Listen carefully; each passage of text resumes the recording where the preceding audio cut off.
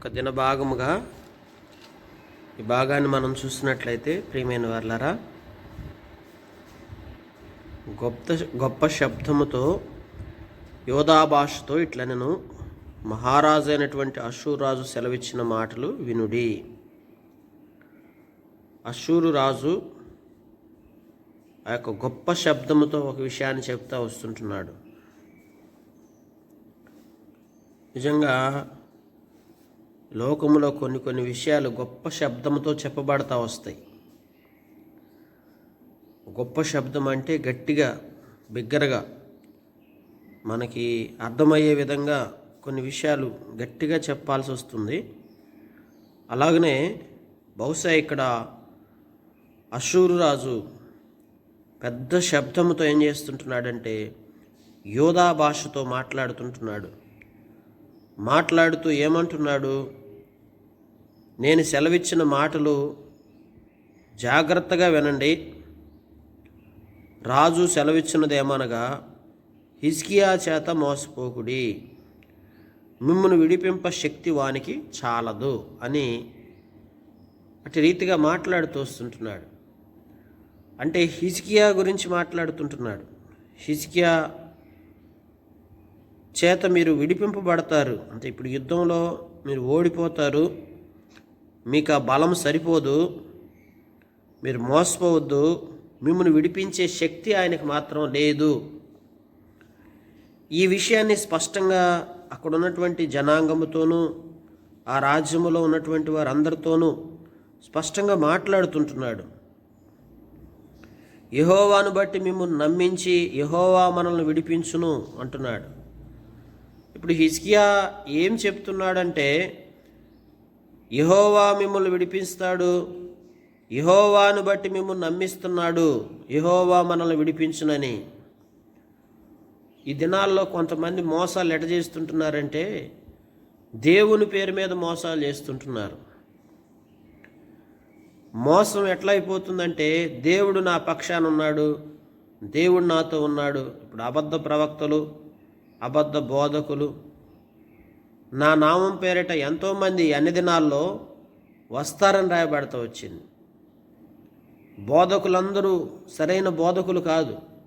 వారి వ్యక్తిగత అంతర్గత జీవితంలో ఏదో దురాలోచన పెట్టుకొని మనుషులను తప్పుదారి మళ్లించి రకరకాలైన బోధలు చేసి రకరకాలైనటువంటి ప్రవచనాలు చెప్పి మరి సంఘక్షేమము కొరకు పాటుపడే విధంగా ఆశీర్వాదకరంగా మేమే ఉన్నామని చెప్పి వారు వ్యక్తిగత జీవితంలో వారి యొక్క అంతర్గతమైనటువంటి ఆలోచనలు నెరవేర్చుకోవటం కోసం మోసపూరితంగా ఈ దినాల్లో చాలామందిని డైవర్ట్ చేసి, అంటే పక్కదారి మళ్లించి మోసాలు చేసేటువంటి వారు దేవుని నామం పేరిట చేసేవాళ్ళు చాలామంది ఉన్నారు. ప్రియులారా, అంటే యెహోవా నామమును, అంటే దేవుని నామాన్ని వినియోగించుకునేవారు, అంటే ఇప్పుడు దేవుని నామములో ఉన్న శక్తిని వినియోగించుకొని, అంటే చూడండి, యెహోవాను బట్టి మిమ్మును నమ్మించి, మనల్ని నమ్మించడానికి ఏ పదం వాడతారు? దేవుడు మాతో ఉన్నాడు, దేవుడు మన పట్ల మరి ఉన్నాడని చెప్పి నమ్మింపజేస్తారు. నమ్మించడానికి చాలా పథకాలు ఉంటాయి. మనుషులు నమ్మించి పక్కదారి మళ్లించడానికి ఎన్నో రకాల ఆలోచనలు, యుక్తులు, మోసాలు, కుయుక్తులు ఇవన్నీ కూడా చాలా ఉంటాయి. ఇప్పుడు అషూరు రాజు యొక్క ఆలోచన ఏంటంటే, హిజ్కియా మనుషులను నమ్మింపజేసి యెహోవా మనల్ని విడిపించునని చెబుతుంటున్నాడు. దేవుడు మనల్ని విడిపిస్తాడు, దేవుడు మనల్ని కాపాడుతాడు అని దేవుని నామాన్ని బట్టి మీకు చెబుతుంటున్నాడు అని ఆ పట్టణపు అషూరు రాజు చేతిలో చిక్కకపోనని హిజ్కియా చెప్పుచున్నాడే. అట్ట చెప్తున్నాడు కదా. హిజ్కియా చెప్పిన మాటను అంగీకరింపవలదు, మీరు అంగీకరించొద్దు. అషూరు రాజు సెలవిచ్చినదేమనగా, నాతో సంధి చేసుకోండి, నా యొద్దకు మీరు బయటికి వచ్చిన యెడల మీలో ప్రతి మనిషి తన ద్రాక్ష చెట్టు ఫలమును తన అంజూరపు చెట్టు ఫలమును తినుచు బావి నీళ్లు త్రాగుచునుండును. జనులతో ఏం చెప్తుంటున్నాడు? మీరు నాతో సంధి చేసుకొని నా తట్టు మీరు వచ్చినట్లయితే మీకు ద్రాక్ష చెట్లు ఫలవు, అంజూరపు చెట్లు ఫలాలు, చక్కటి నీళ్లు తినటానికి మీకు ఏది సదుపాయం ఏది కొదవలేకుండా నేను మీకు సహాయం చేస్తానని అషూరాజు చెప్తుంటున్నాడు. అటు పిమ్మట మీరు చావక బ్రతుకున్నట్లుగా నేను వచ్చి మీ దేశం వంటి దేశమునకు, అనగా గోధుమలను ద్రాక్ష రసమును గల దేశమునకు, ఆహారమును ద్రాక్ష చెట్లు గల దేశమునకు మిమ్మును తీసుకొని పోవుదును. ఈ దేశం వంటి దేశమే మరొక దేశంలో మీకు గోధుమలు కానీ ద్రాక్ష రసము కానీ ఆహారం కానీ ద్రాక్ష చెట్లు గల ప్రదేశానికి మిమ్మల్ని తీసుకెళ్తాను. యెహోవా మిమ్మల్ని విడిపించునని చెప్పి హిజ్కియా మిమ్మల్ని మోసపుచ్చుచున్నాడు. ఇప్పుడు ఏం చెప్తుంటున్నాడంటే దేవుడు మనల్ని విడిపిస్తాడు, యెహోవా చేత మనం విడిపించబడతాం అని హిజ్కియా చెప్పే మాటలన్నీ కూడా మోసపూరితమైనవి. నా మాట వినండి, నేను మీకు ఏది కూడా ఆహారానికి లోటు లేకుండా చేస్తాను, నేను చెప్పినట్టు మీరు చేయండి అని చెప్పి అక్కడ అషూర్ రాజు ప్రజలతో మాట్లాడుతుంటున్నాడండి. ఈ దినములలో ప్రియమైన వారలారా, ఏ మాట వినాలి, ఎవరి మాట వినకూడదు. ఇలాగని ఇప్పుడు వీళ్ళకి జనులకి ఒక కన్ఫ్యూజన్ అయిపోయింది. జనులు ఏం చేయాలో అర్థం కావట్లేదు. హిజ్కియా ఏమో దేవుడు మనల్ని విడిపిస్తాడని చెప్తుంటున్నాడు, అషూర్ రాజేమో దేవుని నామం పేరిట అతను మిమ్మల్ని మోసం చేస్తుంటున్నాడు, అతని మాటలు నమ్మొద్దని అషూర్ రాజు హిజ్కియా మీద నేరారోపణ చేస్తుంటున్నాడు. ఇప్పుడు ప్రజలు ఏం చేయాలి? దేవుని వాక్యంలో చూస్తుంటే ఆయా జనముల దేవతలలో ఏదైనానో తన దేశమును అషూర్ రాజు చేతిలోంచి విడిపించిన అషూర్ రాజు యొక్క మాట చూడండి. నేను ఎంతోమంది జనములను చూశాను, ఆయా జనములలో వారు దేవతలు ఉన్నాయి కదా, ఆ దేవతలలో ఏదైనా ఒకటైనా విడిపించిందా వారిని?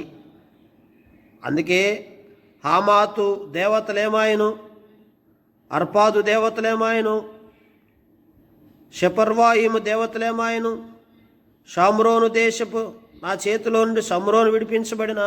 చూడండి, ఇప్పుడు షోమ్రోన్ ఏమైంది, అర్పాద్ ఏమైంది, హామాత్ ఏమైంది? కనుక హామాతు దేవతలు హామాతుని విడిపించలేకపోయినాయి. అర్పాదు దేవతను చూస్తే అర్పాదు దేవతలు విడిపించలేకపోయినాయి. షెఫర్వాయమును చూస్తే షెఫర్వాయమును దేశమును షెఫర్వాయము దేవతలు విడిపించలేకపోయినాయి. షోమ్రోను దేశమును చూస్తే షోమ్రోను దేవతలు నా చేతిలో నుండి విడిపించలేకపోయినాయి. కనుక ఈ దేశాలు వేటిల్లో కూడా ఆ దేశాల్లో వారు కొలిచే దేవతలు వారిని కాపాడలేకపోయారు. అషూర్ రాజు యొక్క ఆలోచన చూస్తుంటున్నారా? ఇతర దేవతలు ఎవ్వరూ కూడా వారి వారి దేశాల్లో వారిని కాపాడలేకపోయినాయి. ఈ రోజున దేవుని విషయం మనం ఆలోచిస్తుంటున్నప్పుడు ప్రియులారా,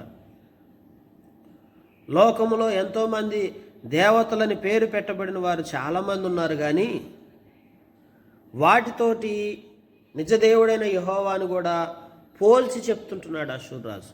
ఈరోజు లోకం ఇలానే ఉంది. అందరి దేవతల్లాగే సృష్టికర్త అయిన దేవుడు కూడా సమానమే కదా, అందరి దేవతల్లాగే సృష్టికర్త అయిన దేవుడు దేనిలో ఎక్కువ, దేనిలో ప్రత్యేకత ఉంది అన్నట్లుగా వారు ఆలోచన చేశారు. అంటే అషూర్ రాజు యొక్క ఆలోచన ఏంటంటే, ఏ దేవతలో విడిపించలేనిది సృష్టికర్త అయిన దేవుడైన యెహోవా విడిపిస్తాడా? అయితే ఇక్కడ ఒక విషయాన్ని మనం గమనించవచ్చు ప్రియులారా. ఈ అషూర్ రాజు కూడా సృష్టికర్త అయిన దేవుడైన యెహోవా గురించి కొంతమేరకు అవగాహన ఉంది.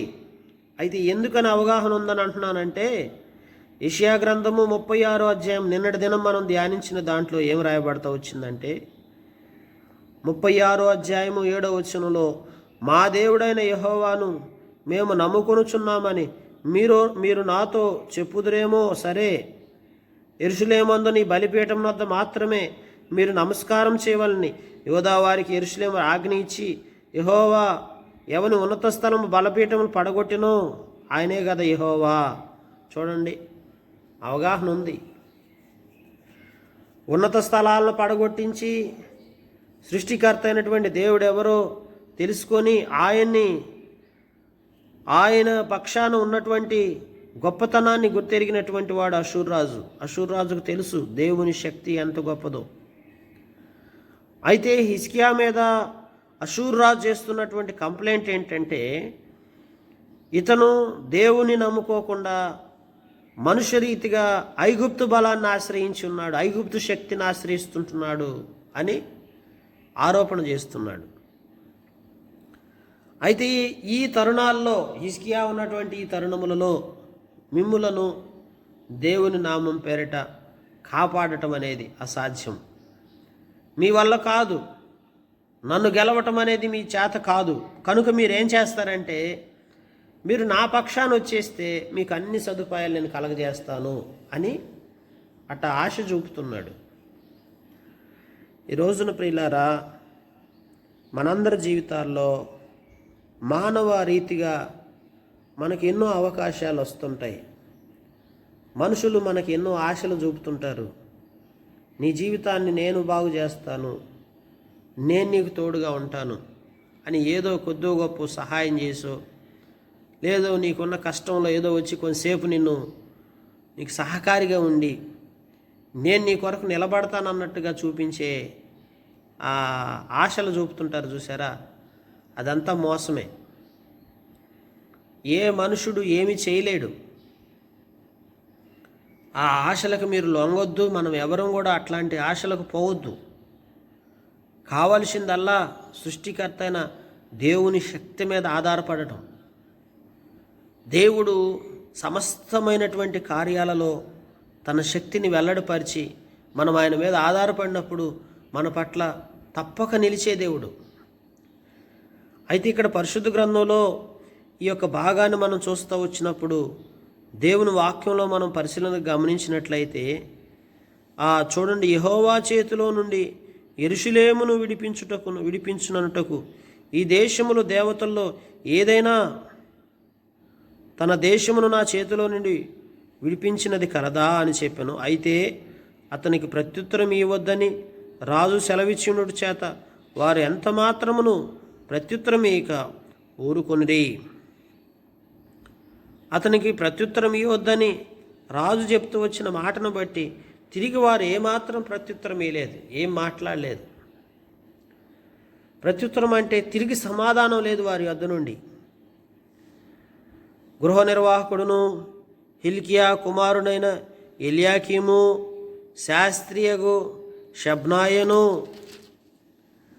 రాజ్యపు దస్తావేదుల మీదనున్న ఆసాపు కుమారుడగు యెహోవాను బట్టలు చింపుకొని హిజ్కియా యొద్దకు వచ్చి రబ్షాకే పలికిన మాటలన్నీ తెలియజెప్పిరి.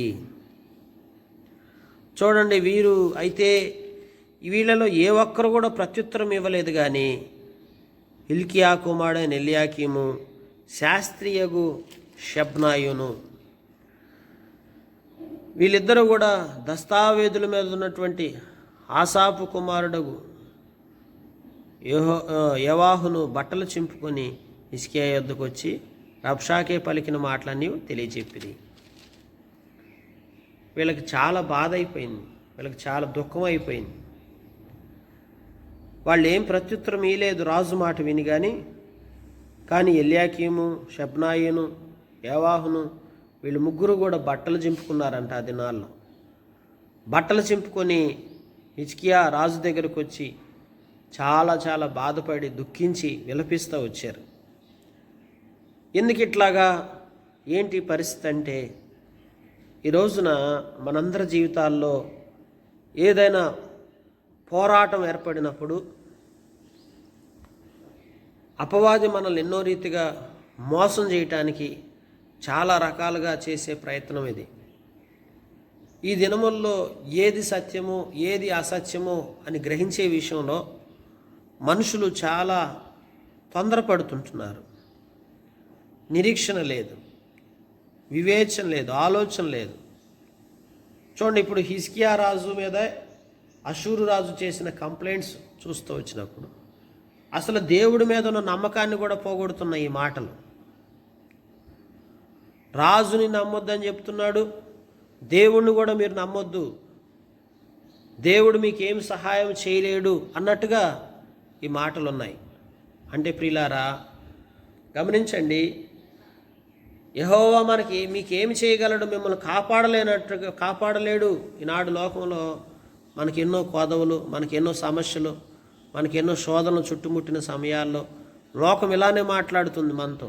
మిమ్మల్ని ఎవరు కాపాడలేరు, మిమ్మల్ని ఎవరు కూడా ఆదరించలేరు, మీరున్న ఈ పరిస్థితుల్లోంచి మిమ్మల్ని ఎవరు బయటికి తీసుకురాలేరు అన్నట్లుగా మన హృదయంలో ఒక రకమైనటువంటి అపనమ్మకాన్ని కలగజేస్తుంది, కన్ఫ్యూజన్ కలగజేస్తుంది, సందేహాలు పుట్టిస్తుంది, లోకమే పుట్టిస్తుంది. ఎక్కడికో వెళ్ళాల్సిన పనిలా మన చుట్టూ ఉన్న జనాంగమే మనల్ని సందేహంలోకి నెట్టేస్తారు, మనలో ఆ నమ్మకాన్ని పోగొడతారు.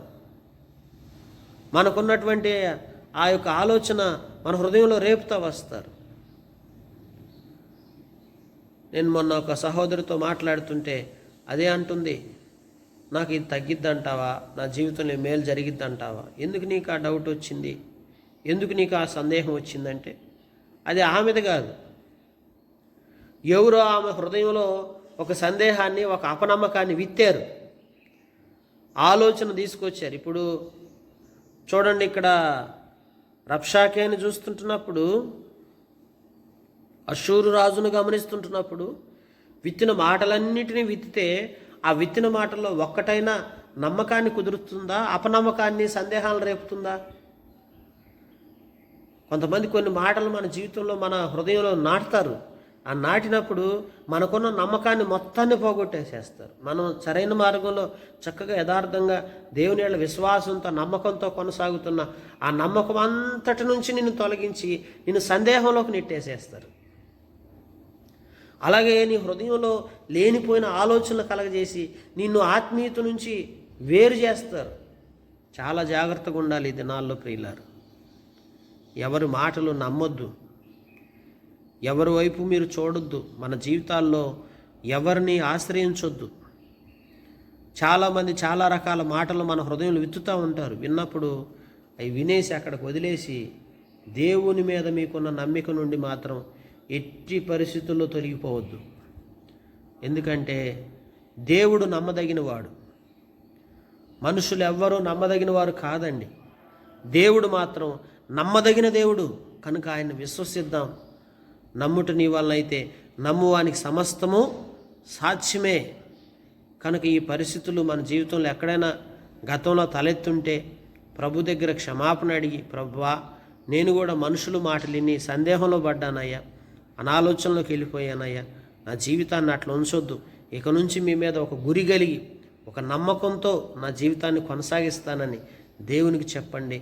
దేవుడు తప్పకుండా మన పరిస్థితులన్నిటినీ చక్కబరిచి మనల్ని ఆశీర్వాదకరంగా చేస్తాడు. అషూరు రాజులాగా ఎవరైనా మోసపూరితమైన మాటలు చెప్పినప్పుడు అలాంటి మాటలకు లొంగి మోసపోవద్దండి. ఒకవేళ హిజ్కియా మోసగాడైతే హిజ్కియాను కూడా మనం నమ్మకూడదు. ఎందుకు నేను అంటున్నానంటే మన గురి గమ్యం ఏమై ఉండాలంటే దేవుని మీద మనకున్న నమ్మిక తొలగిపోకుండా చూసుకోవాలి. ఇది అంత్యదినాల్లో మనుషులను బట్టి దేవుని మీద ఉన్న నమ్మిక పోతుంది మనుషుల్లో. కనుక దేవుని మీద ఉన్న నమ్మకం ఎప్పుడు పోగొట్టుకోవద్దు. దేవుడు నమ్మదగినవాడు. కనుక ప్రియమైన వారలారా, ఈ యొక్క ఉదయకాల సంబంధం ప్రభు పాదాలు చెంతకొద్దాం, ప్రభు సన్నిధిలో వేడుకుందాం. ప్రభువా నీవు నాకు సహాయం చేసే దేవుడు అయ్యా, మనుషులు నా హృదయంలో విత్తిన ఏది ఇక నేను తీసుకోను, వాటి గురించి నాకు అవసరం లేదు, నాకు కావాల్సింది నీవు. నీ మీద నమ్మిక ఉంచుతుంటున్నాను, నన్ను దీవించమని నువ్వు అడిగినట్లయితే నీ వ్యక్తిగత జీవితంలో దేవుడు ఎంతగానో ఆశీర్వదించి నిన్ను అన్ని విధాలుగా బలపరుచుకుంటూ వస్తాడు. కనుక ఆయన మీద ఉన్న నమ్మికను ఎక్కడ చెదిరిపోకుండా చూసుకో. సందేహం రాకుండా ఎక్కడ నీ మనసులో నిశ్చయత కలిగి ఉండటానికి ఎవరు ఏ విత్తనాలు విత్తి నీ లోపల సందేహం రేగుతూ వచ్చిందో ఆ సందేహాల నుంచి సంపూర్ణంగా విడుదల పొందుకొని చక్కగా ఆయన మీద నీవు నమ్మిక ఉంచు. ఆ నమ్మికే నీ జీవితంలో నిన్ను ఆశీర్వాదకరంగా చేస్తూ వస్తుంది. అటు రీతిగా మనందరి జీవితాలు చేయబడలాగన దేవుడి మాటలు దీవించి మన గ్రహింపులు తీసుకొచ్చి మనకు సహాయం చేసి మనల్ని బలపరచునుగాక. ఆమెన్.